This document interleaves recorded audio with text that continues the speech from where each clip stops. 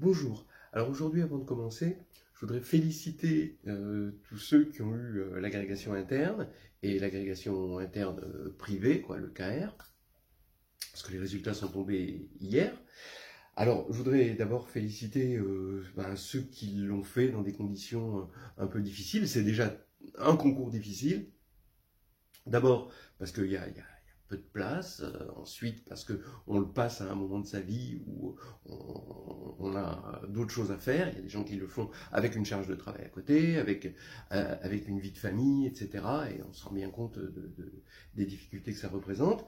Et il y a aussi les gens qui se retrouvent, bah oui, parce qu'en France, comme il y a des déserts médicaux, il y a aussi des déserts universitaires. Il n'y a pas des universités implantées partout. Et on a des gens qui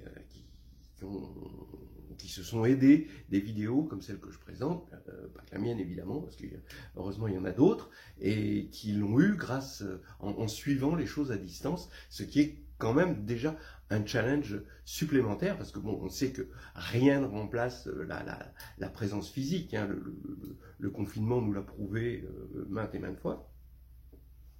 Donc, félicitations. Alors, en particulier, des gens qui m'ont, comme Osven Lafitte, hein, qui a été troisième en vivant Saint-Pierre-et-Miquelon, c'est quand même assez extraordinaire, donc bravo à toi. Thomas Doré aussi, qui a réussi l'agrégation interne en suivant des vidéos. Et puis, surtout, je vais féliciter les Lyonnais. Lyonnais au sens large, parce qu'il y avait tout le monde n'était pas vraiment de Lyon dans la prépa. Oui, on a formé avec l'équipe de préparationnaires de Lyon et l'équipe des agrégatifs une super team qui a donné de beaux résultats avec de jolies classes. D'ailleurs, hier, on a réussi à fêter ça dignement. Voilà, donc maintenant on va plutôt passer à l'agrégation externe. Donc ce que je vais présenter pendant le mois qui suit de préparation à l'oral de l'externe, va être plutôt justement pour la préparation de cet oral, comme par exemple le thème du jour, sur les sous-groupes finis de GL2-R et de GL2-Z, qui se placent plutôt bien dans les leçons d'algèbre et de géométrie de l'oral d'agrégation externe. Alors donc voilà, on veut connaître les sous-groupes finis de GL2. Alors pour ce qui est des sous-groupes finis de GL2-C, c'est quelque chose de complètement à part, que je pourrais en dire quelques mots à la fin, mais c'est vraiment une étude à part. En revanche, pour GL2-R et GL2-Z, eh bien, on va en discuter. Et vous allez voir que c'est une somme de belles idées. C'est plus que des astuces, c'est vraiment on peut dire des astuces, mais c'est quand même des belles idées qui ornent le chemin de la preuve. Alors, regardez le premier théorème sur les sous-groupes finis. Attention, finis, c'est important, de GL2-R. Tout sous-groupe fini G de GL2-R est isomorphe à Z sur NZ ou au groupe diédral Dn. Juste, je rappelle que bon, Z sur NZ, il n'est pas présenté, c'est le groupe cyclique. Mais ici, Dn, eh bien, c'est le groupe qui va être constitué de, comme vous pouvez voir ici, 2 n éléments. Il y a E, bon, l'élément neutre, une rotation d'ordre n, donc c'est une rotation du plan, on est dans GL2 de R, le plan réel, donc qui est d'ordre n, donc toutes les rotations. Alors maintenant, on va prendre une symétrie orthogonale, et puis on va regarder la classe de cette symétrie S, par rapport à ce sous-groupe qui, vous vous en doutez, est cyclique isomorphe à Z sur NZ. Voilà, on a cette classe-là. Et ça va être les symétries de Dn. Voilà. Alors, entre parenthèses, Dn, on peut le voir comme le groupe des isométries du n-gone régulier. Donc là, on a un n-gone, et là, on va avoir toutes les rotations du n-gone régulier. Et ici, on va avoir les n symétries qui correspondent aux n axes de symétrie du n-gone régulier. Et là, il y a une petite différence. Si n est pair ou n est impair, on n'a pas le même type d'axe de symétrie. Si n est impair, on a des médianes, c'est-à-dire qui passent par un sommet du n-gone et le milieu de l'arête qui est en face. Et quand n est pair, eh bien, on a deux types d'axes de symétrie. On a des diagonales et on a ce que je vais appeler une diagonale, c'est ce qui va relier la droite qui va relier un sommet et le sommet opposé, et des bimédianes, c'est-à-dire qui va relier la droite qui va relier les milieux d'arêtes opposées. Voilà la petite histoire de Dn. Au niveau du calcul, on a R puissance n qui vaut E, S au carré qui vaut E, évidemment, c'est une symétrie, et SR, S-1, donc le conjugué par S de la rotation R, c'est R-1. Et grâce juste à ceci, vous pouvez faire tous les calculs que vous voulez pour multiplier deux éléments de Dn. Voilà donc pour la présentation du groupe Dn, j'en dirai pas plus. Alors là maintenant, on va montrer ce théorème, et il est en plusieurs étapes, je dirais au moins 3 étapes. Alors d'abord l'astuce unitaire, ce que les anglophones appellent the unitary trick, c'est le terme consacré. C'est plus compliqué que ça. C'est que G est conjugué à un sous-groupe de O2 de R. Bon, on peut se ramener à un sous-groupe de O2 de R, ça c'est quand même assez intéressant. Parce que là, dans O2 de R, c'est un groupe qu'on connaît mieux. On va voir ensuite. Alors, regardez, R2, donc G est un sous-groupe de GL de R. R2, il est muni, on va le munir de son produit scalaire canonique, d'accord, qu'on connaît. Et maintenant, on va mettre sur R2 un nouveau produit scalaire. Regardez, pour X dans R2, Y dans R2, on va regarder X, Y, G, donc ça va être ça la définition de notre forme, c'est la somme des G de X, G de Y, donc là c'est le produit scalaire pour le produit scalaire canonique, quand G parcourt tout grand G. Et comme grand G est fini, eh ben, on peut le faire. Alors, je vous laisse vous convaincre que c'est linéaire à gauche, évidemment, linéaire à droite, évidemment, symétrique, évidemment, parce que cette forme-là est symétrique, mais aussi, c'est positif, et défini positif, parce que, d'abord, c'est positif, parce que quand on va faire XX, ça va être une somme de G de X, donc des choses toutes positives, et défini, parce que si, en plus, c'est nul, eh ben, ça veut dire qu'on a une somme d'éléments positifs qui sont nuls, donc tous ces éléments sont nuls, et comme tous ces éléments sont nuls, on en déduit que x est égal à 0. Que d'abord g de x est égal à 0, et ensuite x est égal à 0. Donc c'est un produit scalaire, ou si vous préférez, une forme binaire symétrique définie positive sur un espace réel. Alors, on peut se demander pourquoi on fait ça. Vous vous en doutez, on fait ce qu'on appelle une moyenne. Bon, on aurait pu diviser par le cardinal de G. Bon, ça n'apporte rien de diviser par le cardinal de G, à part des raisons, on va dire, morales et esthétiques. Mais, bon, on peut le faire. Bon, globalement, c'est toujours les mêmes idées pour les groupes finis de faire des moyennes.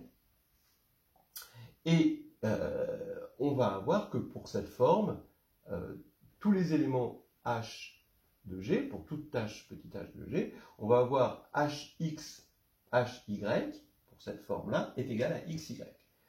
Alors pourquoi? Parce qu'on regarde la définition, ça veut dire que là maintenant je remplace X et Y par H de X et H de Y, voilà, ce qui nous fait GH de X, GH de Y, avec la forme canonique ici, mais je peux remplacer GH par K, ici j'ai K de X, K de Y, et par un changement de variable, parce que l'application qui a G donne GH est bijective, eh bien je peux dire que K parcourt G. Donc ici, je retrouve exactement la même forme grâce à ce changement de variable, et j'ai x, y, g. Donc ça, c'est une astuce classique, hein, vraiment l'astuce unitaire. Hein. Et ici, qu'est-ce que ça nous fait? Eh bien, j'interprète d'abord le fait qu'on a un produit scalaire, c'est-à-dire que avec les coordonnées, si je regarde x, et là c'est les vecteurs colonnes hein, qui correspondent aux coordonnées, dans la base canonique hein, de R2, x, y, g va s'écrire grand X transposé A grand Y, avec A une matrice symétrique. Mais ce n'est pas n'importe quelle matrice symétrique ici, c'est une matrice symétrique d'un produit scalaire, c'est-à-dire, comme c'est un produit scalaire, c'est défini positif, et donc il existe une base orthonormée. Hein, donc, je ne veux pas vous répéter Gram-Schmidt, l'existence d'une base orthonormée, ou carrément Sylvester, hein, qui nous donne, qui est un théorème plus général, moins constructif, mais plus général. Ce qui veut dire que on a A qui est congruente à l'identité d'une base orthonormée, c'est-à-dire qu'on est l'existence d'une base orthonormée, c'est que la matrice A est congruente à l'identité, avec ici une matrice de passage hein, qui est inversible réelle. Donc A est égal à P transposé P. Bon, j'ai mis l'identité entre parenthèses ici. Bon, alors voilà, j'ai interprété le produit scalaire. Maintenant, je vais interpréter cette égalité-là. Qu'est-ce qu'on a? On va avoir, donc si j'écris matriciellement, donc petit h qui était dans G, je vais écrire grand H quand je le multiplie par des vecteurs colonnes. Cette égalité-là, ceci égale ça, ça s'exprime en disant que hx transposé à hy est égal à x transposé à y. Ceci, maintenant, vous pouvez le mettre sous la forme x transposé de h à h, y. Et j'utilise l'associativité de la multiplication matricielle. Alors ça, c'est assez classique de savoir que ici, vous avez deux formes bilinéaires associées à deux matrices, A et H transposé à H. Étant donné que les deux formes bilinéaires sont égales, ça veut dire que les deux matrices sont égales. Voilà, une forme bilinéaire à une seule matrice dans la base canonique. Donc ça veut dire que H transposé à H est égal à A. Et maintenant, je vais dégainer ma formule précédente. Ici, A est égal à P transposé P. Avec de l'associativité, ça fait PH transposé fois PH est égal à P transposé P. Ce qui donne facilement, en multipliant par P transposé moins 1 à gauche et par P moins 1 à droite, cette formule-là, voilà, qui prouve que PH P-1 est une matrice orthogonale. Donc, j'ai une matrice P bien définie, telle que pour tout H dans G, PH P-1 est dans le groupe orthogonal. C'est exactement ce qu'on voulait montrer et la première étape de l'astuce unitaire est terminée. Donc, il faut bien y penser à cette astuce avec les sous-groupes finis, elle est extrêmement classique. Donc maintenant, on va se ramener au cas où G, grâce par conjugaison, on se ramène au cas où G est un sous-groupe de O2. Bon, eh bien, dans ce cas-là, pourquoi on est content d'être dans O2? Parce que O2, on le connaît bien. On sait qu'il a un sous-groupe d'indice 2 qui est très praticable, c'est SO2. Et pourquoi il est très praticable? Parce qu'il est commutatif, il a un grand sous-groupe commutatif. Voilà. Et bon, il est constitué de rotations. C'est finalement les angles, quoi. C'est l'addition des angles. Donc c'est quelque chose de commutatif. Et en plus, SO2 est indice 2 dans O2. Pourquoi? Parce qu'on a le déterminant qui va de O2 dans 1 moins 1. Voilà. Et son noyau, donc il est surjectif évidemment, et son noyau c'est SO2. Voilà. Donc, on a quelque chose d'indice 2. Ce qui va signifier que G inter SO2 va être d'indice soit 1, soit 2 dans G. Alors Alors ça, c'est fort, parce qu'on va avoir quelque chose de très praticable et de très gros dans G. Alors, allons-y pour la preuve de ça. C'est aussi quelque chose qu'il faut vraiment savoir faire. Hein.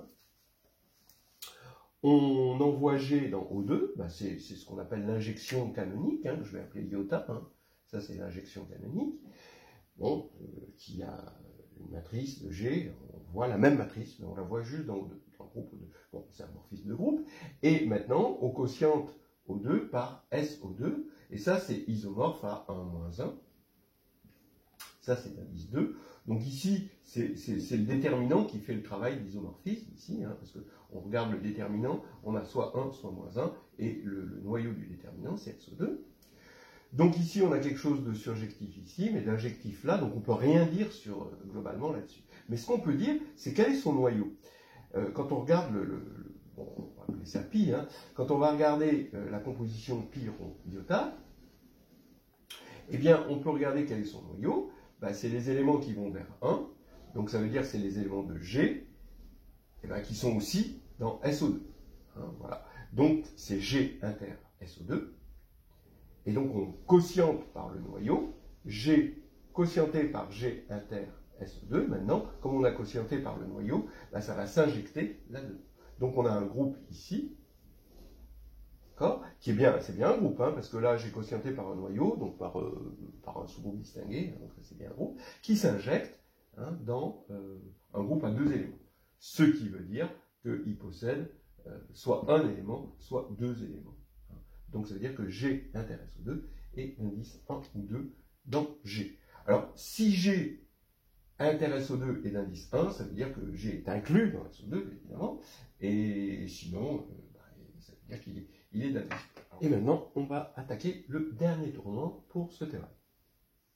Alors maintenant, on conclut pour le théorème 1. Hein. Donc si G inter SO2 est d'indice 1, ce qui veut dire que G est inclus dans SO2. Alors SO2, c'est le groupe des rotations. Il s'injecte dans C étoile, le groupe multiplicatif C étoile. Hein.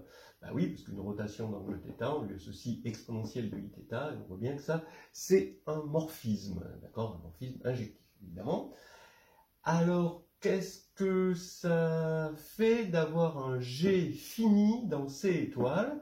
Eh bien, tout sous-groupe fini de C étoile, on sait que bah, c'est cyclique, parce que tout sous-groupe fini d'un corps est cyclique. Ça, c'est un théorème bien connu.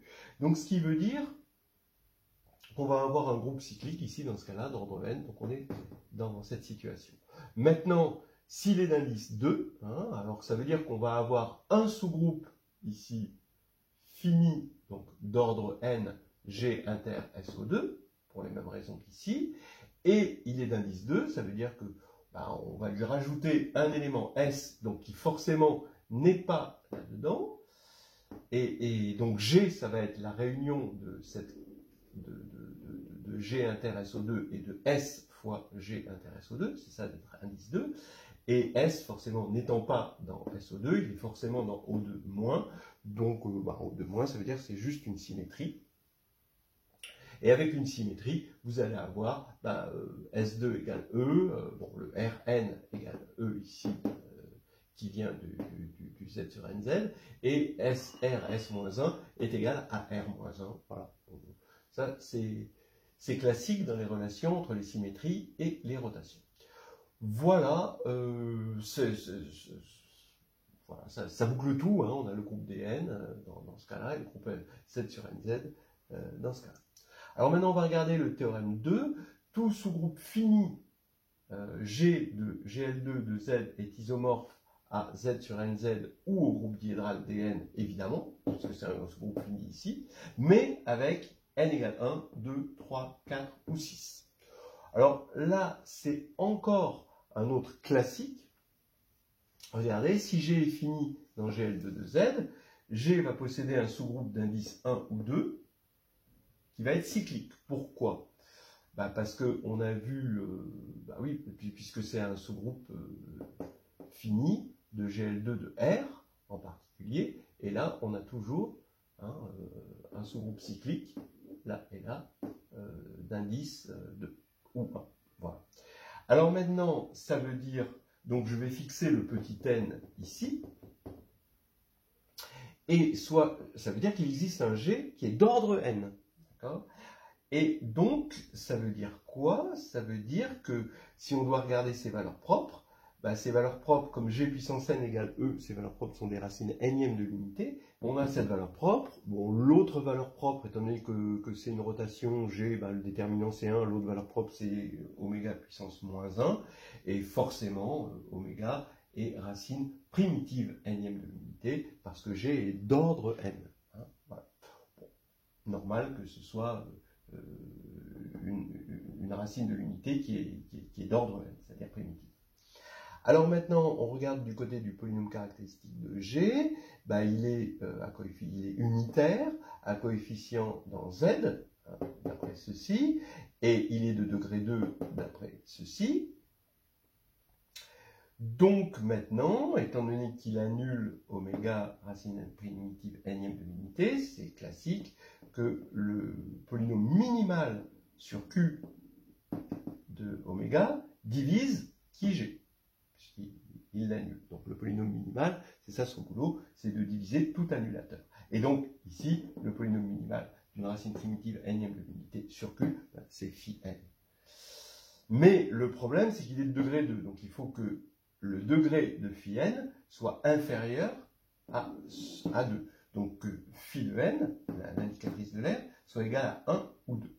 Alors ça, c'est facile de voir que ça implique que n égale 1, 2, 3, 4 ou 6. Ça, c'est vraiment classique. Ça se fait en regardant la décomposition en nombre premier de n. Et donc, on a phi de n qui est égal au produit des p indice i puissance ki moins 1, facteur de pi moins 1. Ça, c'est la formule de l'indicatrice, en tout cas une formule de l'indicatrice de l'air. Et donc, comme ça doit être inférieur ou égal à 2. Vous voyez que les pi doivent être forcément inférieurs à 3, hein, ici. Et les ki, forcément inférieurs à 2, ici. Bon, et après, avec un petit peu de cas par cas, un minimum de cas par cas, on se rend compte qu'on est obligé d'avoir uniquement ceci. Hein. Il faut encore élaguer après les arguments que je vous ai dit. Voilà, après on peut se demander, se poser des dernières questions. Est-ce que vraiment il existe? Parce que là, on a montré une application, mais réciproquement, si n égale 1, 2, 3, 4, 6, est-ce que ces sous-groupes existent? Ben oui, il suffit de prendre pour ces n-là la matrice compagnon de phi n, qui va bien être à coefficient dans Z, et inversible. Et puis, si on veut rajouter, pour obtenir le groupe diédral, on rajoute une matrice de symétrie, la plus simple possible, hein, qui va donner ça. Puis le groupe engendré par ces deux matrices, ça va vous donner le groupe diédral. Et ce groupe-là, ici, on va avoir Z sur NZ. Le groupe engendré par C phi n, ça va être Z sur NZ. Voilà, donc on les a tous assez facilement. Hein, voilà. Et donc, ça achève ce que je voulais vous raconter. On peut se poser des questions sur C, hein, quels sont les sous-groupes finis de GL2 de C. Alors là, ça devient beaucoup plus compliqué, hein, parce que, en fait, dans GL2 de C, il y a SU, déjà. Alors, on ferait exactement la même chose pour GL2 de C, c'est-à-dire on commence à se ramener au cas, non pas orthogonal, mais au cas unitaire. Et après, au cas spécial unitaire, comme on a fait exactement la même démarche. C'est-à-dire de dire, bon, voilà, hein, on commence à se ramener au cas unitaire par conjugaison, et puis après, le cas unitaire, ben, on est content parce qu'on a un sous-groupe qu'on connaît assez bien.